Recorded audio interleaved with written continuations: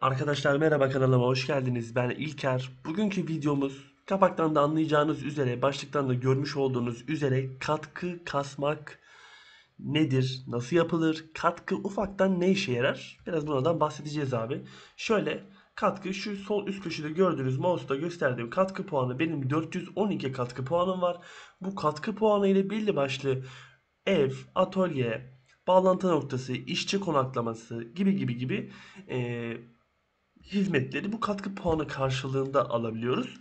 Peki bu katkı puanının ne işe yaradığını az çok zaten biliyorsunuzdur. Bir şeyler kiralıyoruz, o bu, şu falan. Genelde hani şu açıdan ifade etmek gerekirse bağlantı noktası bağlarken kullanıyoruz. Veya bazen eşya kiralıyoruz, konteyner kiralıyoruz, çit kiralıyoruz. Çitler de 10 katkı karşılığında kiralanıyor. Ya da flüt kiralıyoruz, görev istiyor. Tüfek kiralıyoruz. Veya yaşam aletleri kiralayabiliyorsunuz bu arada 50 katkı karşılığında. Onu da videomda iletmiştim zaten. Çok üstüne durmayayım ama kiralayabiliyorsunuz. Peki biz bu katkıyı nasıl kasıyoruz abi? Şimdi belli başlı yöntemler var. Öncelikle oyunu eskiden oynamış arkadaşlar var, biliyorum. Oyunu çok yani bu oyunu 3-4 yıl öncesinde oynayan arkadaşlar varsa aranızda, bir katkı kasma yöntemi vardı. Şu an çok bilinmiyor. Onu aktaracağım ama o pek işe yaramıyor. Yine de aktarmak istiyorum ama şöyle. Şimdi katkıyı biliyorsunuz, görev yaptığımız zaman katkı puanı kazanıyoruz. Bu katkı puanlarını da görevden kazanmanın bir yolu var. Şöyle, ilk önce hesaptan göstereyim. Şu kitabı elde ediyorsunuz. Elyon Güneş Antik kitabı katkı puanı artı 10 veriyor bize. Biz bu kitapla beraber görev yapıyoruz. Ve iki farklı görev türümüz var. Birincisi, biz ana görev serilerimizi yapıyoruz ya oyuna girdiğimiz zaman. Bunların her biri bize katkı puanı veriyor bu arada. İşte 50 katkı exp, 50 katkı exp bu şekilde veriyor. Bunlardan aldığımız bu katkı puanı exp'ini yükseltmek için de o kitabı kullanıyoruz. Ya da bir görevimiz daha var. O da şu. Eski arkadaşlar çok iyi bilirler. Bu Manşa bölgesinde Rutum, Manşa, Karabalıkçı Kampı, Trent Ormanı ve buradaki işte minik slotların tekrar görevleri var. Bu tekrar görevleri ayrıca Kamasilva'da da var. Fodus, işte bu Navaran Bozkırı'nda var, Ronoraus'ta var, Poli'de var, Manşum Ormanı'nda var. Aslında bütün oyundaki bütün bölgelerde bu var da Kamasilva bölgesiyle Manş Ormanı bölgesindeki görevler hem kolay hem de biraz daha iyi exp veriyor. O kitabı elde edip hani ben tryhard katkı kasacağım, çok fena katkı puanım yükselsin istiyorum diyorsanız, gidip de bu görevleri yaparsanız çok katkı kasamazsınız. Bunu hayal kırıklığına uğramış olursunuz. Zaten bu eskiden yapılan bir görev serisiydi. Tekrar görevleriydi, pardon. Artık çok fazla katkı puanı X vermiyor. Çünkü katkı puanı X noktasında daha çok veren şeyler var. Arkadaş takıldı bu arada. Alt kasıyordu. Şuraya takıldı. Yazık oldu. Neyse. Dediğim gibi görevleri geçin yani. Ben sadece ifade etmek için söylüyorum. Eğer ola ki oyuna dönen arkadaşlarımız varsa gidip manşada katkı kasmaya çalışmayın. Gereksiz. İkinci husus şu. Bazı bölgeler av sahası bölgelerinde katkı av sahası yazar. Onu da görmüşsünüzdür. Şöyle göstereyim onu da. Çağrı'da var mesela. Çağrı'yı bildiğim için direkt Çağrı'dan göstereceğim. Açılsın bakalım. Aynen. Bakın, Çağrı katkı görev av sahası. Bu ne işe yarıyor? Çağrı'da granit atarken size kara ruh birden laps diye bir görev veriyor. Diyor ki 2-3 tane şundan kes, şunu kes, bunu kes. Oradaki binaları yık, top atanlara vur diyor. Sonra size bir katkı eks veriyor. Bu da gereksiz arkadaşlar. Yani kafanıza takılıyordur diye ifade ediyorum. Hani şurada görüyorsunuzdur abi, burada katkı kasma yeri yazıyor, bir şey yazıyor mu, veriyor ama katkı eks ne oluyor falan diye düşünüyorsanız vermiyor. Geçin onu da. Az veriyor yani, gereksiz veriyor. Zaten görevi istediğin zaman alamıyorsun. Farmlarken rastgele veriyor. Çok yüksek vermiyor. Şimdi asıl katkı nasıl kasılır, ben onu anlatacağım. Şu an videonun başında zaten birçok arkadaş, bilen arkadaş demiştir ki aşçılık. Abi aşçılıktan iyi katkı kasılıyor. Ama bunun da belli başlı detayları var. Detaylarını aktaracağım. Öncelikle siz aşçılık, kimya, çiftçilik, balıkçılık veya toplama veya avcılık yaparken, ticaret yaparken ve aynı zamanda at kasarken de bu yanları alabiliyorsunuz. Size şöyle, benim yaptıklarım bunlar olduğu için bunları göstereceğim. Yan ürünler veriyor. Balıkçılıkta atık cam şişe, işte gül pembesi yaprak, gizemli katalizör, cadı lezzeti, pirinin nefesi. Tamam, buraya kadar muhtemelen her şeyi biliyordunuz. Şimdi ben bilmediğiniz bölüme geçiyorum. Muhtemelen biliyorsunuz, belki bunu da biliyorsunuzdur ama benim de aslında klandaki arkadaşlarımdan öğrendiğim bir yöntem bu. Şöyle, şimdi cadı lezzetiyle en iyi katkı kasılıyor. Cadı lezzetiyle katkı kasarken şöyle bir ayrıntı var ama biliyorsunuz bazı yemeklerin şeyi yok. İkinci versiyonu yok. Mesela biz nedir? Çılgınlık iksiri üretiyoruz ama ikinci versiyonu yok. Burada da ikinci versiyonu olmadığı için size bu cadı lezzetinden daha çok veren yemekler var ve birincisi içki özü veya sirke de buna dahildir bu arada. Kafanıza göre hangisini istiyorsanız içki özü veya sirke spamlayarak cadı lezzetini seri kasabiliyorsunuz. Çünkü içki özünün bir mavi versiyonu yok. Mavi versiyonu olmadığı için bundan atma ihtimali daha yüksek oluyor. Bu birinci özelliğimiz. Birinci mantığımız bu. Cadı lezzetiyle bu şekilde katkı spamlayabilirsiniz. İçki özü ve sirke basacaksınız ama bunun için. İkincisi gizemli katalizör. Biliyorsunuz ben kimya yapıyorum. Bu da kimyada katkı bir yanıdır ve buna da aynı katkıyı alıyoruz aslında. Gördüğünüz gibi 10 adet 900 katkı eksik veriyor. Bu da 10 adet 900 katkı eksik veriyor ama cadı lezzetinden çok alma durumu şu yüzden var. Biliyorsunuz aşçılık yaparken toplu üretim var. Birden 10 katı üretiyordu sanırım. Evet 10 katı üretim yapıyorsunuz ve cadı lezzeti de denk gelirse cadı lezzetini de 10 katı veriyor. O açıdan biraz daha aşçılık daha iyi kalıyor. Ama kimya ile arasındaki fark %30-40 değil bu arada. Bence %15 civarıdır. Yani gizemli katalizörle de katkı puanı kasabilirsiniz. Zaten bende 412 katkı var. Hani gizemli katalizörle de katkı puanı kasabileceğini kanıtı olarak göstermiş olayım. Hani çok üst düzey bir katkı mı? Değil ama ortalamanın üstünde bence. Yani en azından benim fikrimce. Bunu da ifade etmiş olalım. Bir arkadaş sormuştu bu arada yorumlardan demişti. Dostum sen bağlantı noktalarına bağlarken acaba inci veya depolama kullandın mı? İnci dükkanından depo veya konaklama satın aldın mı? Hepsini aldım bu arada ifade edeyim. Çünkü oyunda birçok bağlanması gereken nokta var ve bunları katkı puanımızda yettiremiyoruz, bağlayamıyoruz. Ki şu an bile bana bir 412 yetmiyor. Çünkü 3 tane çitim var. 2 tanesi görev çiti. Bir tane de ben aldım yanına. Ama bana en az 5-6 tane çit lazım açıkçası. Telefon çaldı. Hemen kapatayım şunu. Kız arıyor benim. Tamam. Devam.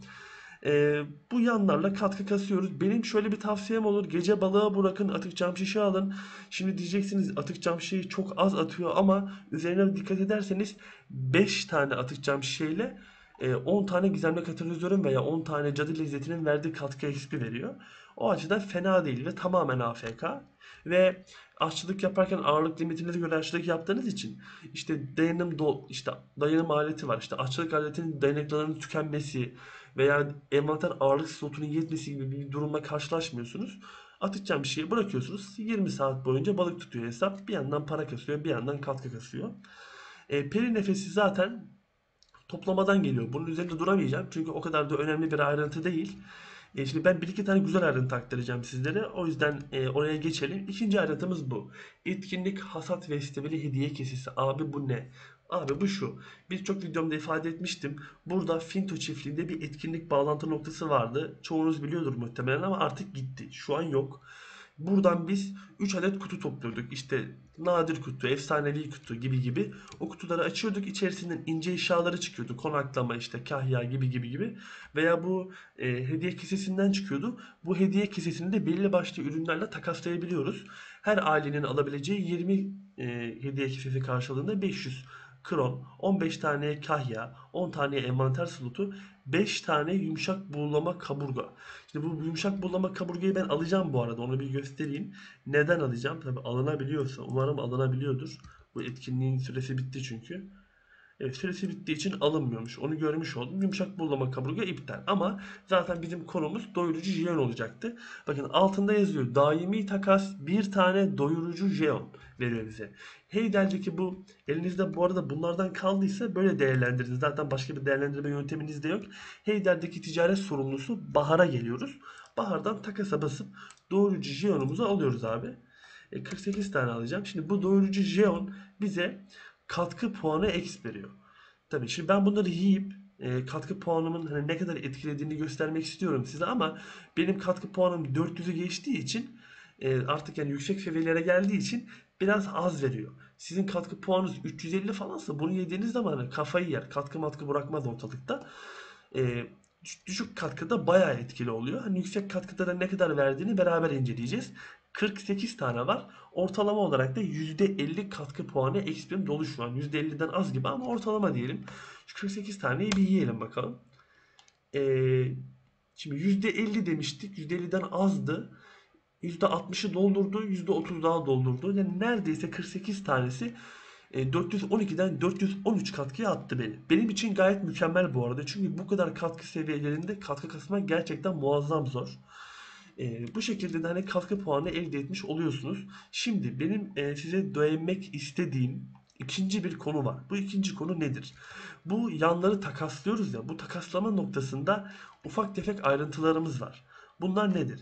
Şimdi bu katkıyla alakalı olmayacak ama karakterden bilgilerime girdiğiniz zaman biliyorsunuz burada aile şöhreti yazan bir şöhret bölümü var. Bu şöhretin bizim için belli başlı avantajları var. Nedir bu avantaj?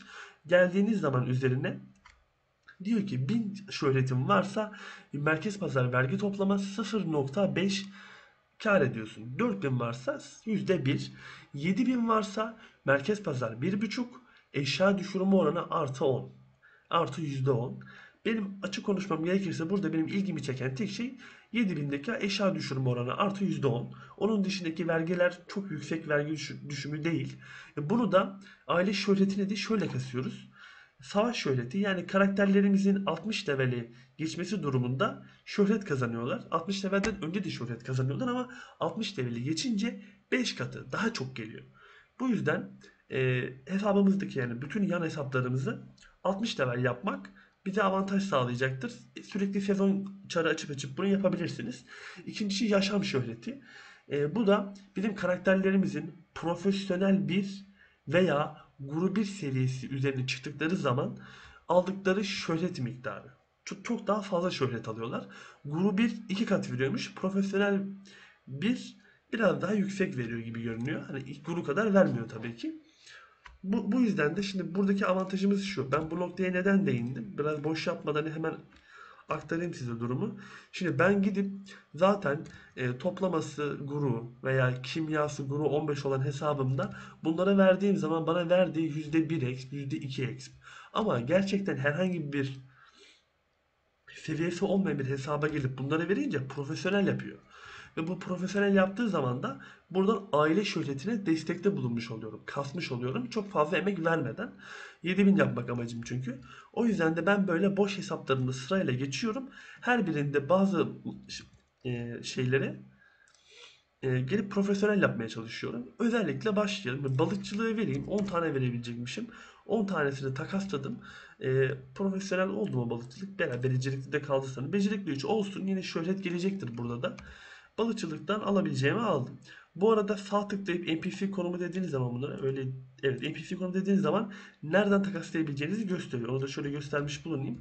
Tekrardan şurada bir takaslayabileceğim daha vardı. Çiftlik olanı. Çiftliği de vereyim. Çiftlik yine profesyonel yapmaz ama birkaç seviye arttırır diye tahmin ediyorum. Evet becerikli 1'e kadar kasmış. Şu an burasının yükselmediğine bakmayın. Oyuna gir çık yapınca 3-5 yükseliyor. Bunun dışında gizemli katalizör vermem gerekti. Bunu yakın olarak uzakta veriyormuş. 1700 metre diyor ya. Normalde böyle olmaması lazım ama büyük şehirlerdeki bir üzerinde yazıyordu. Evet. Büyük şehirlerdeki Dali Şahin ve Olivia'da Boffin'e veriyormuşuz. Burada Dali Şahin nerede peki? Çünkü ben Velia'da bunu genelde hiç vermediğim için bir bakalım hemen. Zaten NPC aramadan yazıyoruz ve hemen çıkıyor.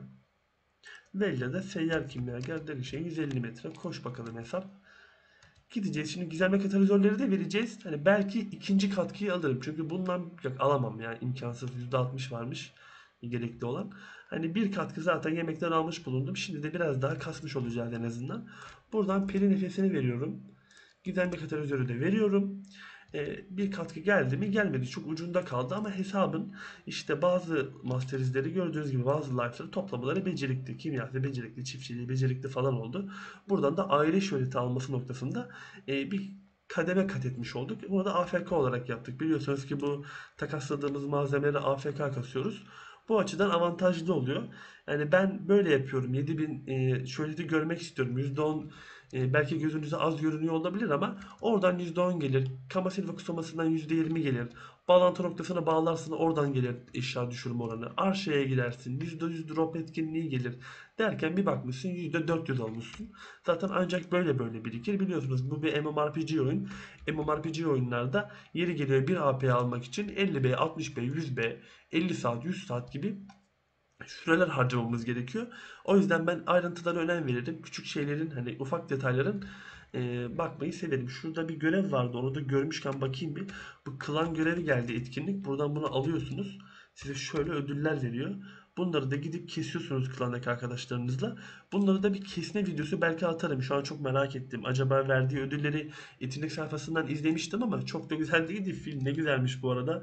Benim de bir tane film var. Fil bayağı tatlı geliyor bana. Keşke biraz daha hızlı koşsa, becerileri iyi olsa, üzerine giydiğimiz kostümler daha estetik görünse. Aslında fil kullanmayı çok isterdim. Bu oyunda zaten benim binek noktasında biraz sistemim var. Nasıl sistemim var? Biz birçok MMORPG oyun oynadık. Siz de oynamışsınızdır muhtemelen. Ko oynadık, Meiko oynadık, Silk oynadık. Ne bileyim işte yeni çıkan MMORPG'ler olsun. Birçok MMORPG'yi beraber oynadık ki ben Ko'yu yıllarca oynadım. Burada biliyorsunuz binek muhabbeti. Ko'da pek binek yok da tek savaşta veriliyordu. Binek böyle değişik binekler istiyor. Hani şimdi diyeceksiniz ha İlker öyle deme kardeşim. Oyunda rüya atları var, uçuyor, kaçıyor, suda yürüyor, işte çölde koşuyor. Manyak mısın sen diyecek olursanız tabii atlar çok güzel aslında ama keşke şöyle bir fil de binebilseydik, yani güzel bir file binebilseydik. Filin de kendine göre bir avantajı olsaydı veya bir aslana kaplana bir şeye binseydik. Gerçi Tamer karakteri aslana biniyor, bir tane kara bir aslanı var ama yine de hani böyle bir ayrıntı belki ileride gelir. İleride bakarız artık ona da. Bu videoda da söyleyeceklerim bu kadar arkadaşlar. Olabildiğince sade bir şekilde katkı kasmaya, anlatmaya çalıştım size. Biraz da boş yaptım ama boş da lazım ara sıra. Farklı söyleyeceğimiz bir şey yok. Birkaç gündür oyuna giremiyordum. Tatile gittim, iş vardı. Edirne'yi biraz gezmeye gittim. Ben üniversiteyi Edirne'de okumuştum. Oradan diploma almaya gittim. O yüzden biraz oyuna ara verdim. Ara verdim derken giremedim ama şimdi tam gaz devam girdik. Birçok farklı içeriğim var. Hepsini sizinle paylaşmak için sabırsızlanıyorum. Hepinize de çok teşekkür ediyorum. Yorumlar için, videoya atılan beğeniler için. Sağlıcakla kalın arkadaşlar. Videomu da beğenirseniz, kanalıma da abone olursanız beni de çok mutlu edersiniz. Hepinize iyi günler diliyorum. Hoşça kalın. Bay bay.